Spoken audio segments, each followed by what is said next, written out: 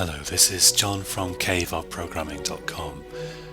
This is the first in a series of advanced Java tutorials on user interface programming in Java. And to create user interfaces in Java, we can use the Swing user interface toolkit, which is built into the JDK. And in this tutorial, I'm going to create a really minimal Swing application. We're going to build it up from scratch. So I've got a public class app here with a main method, and I'm going to start by using the JFrame class. So JFrame is a Swing class, and I'll say JFrame equals new JFrame, and this JFrame is the main window of our application. So you'll typically have just one of these in every Swing program. I'll press Ctrl-Shift-O to add the relevant input here, and in here I can specify a title for the frame, so I'll say Hello World Swing.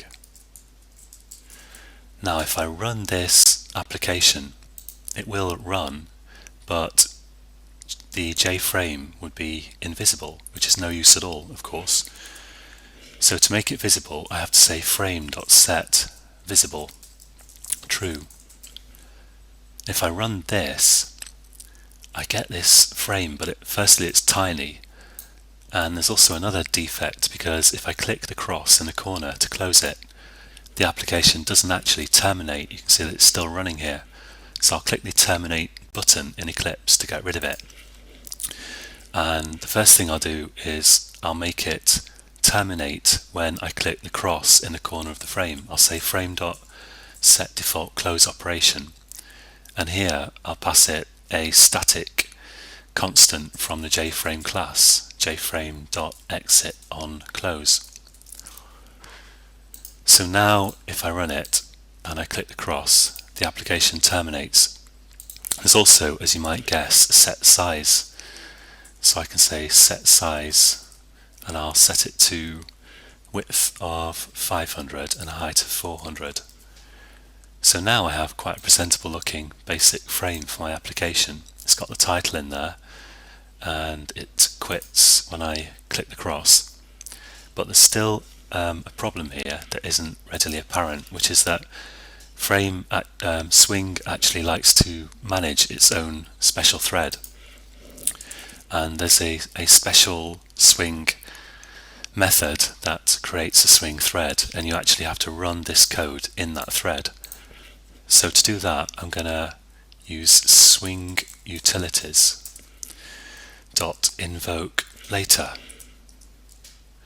Now, invoke later will run my Swing code in a special Swing thread, and it expects a class that implements the runnable interface.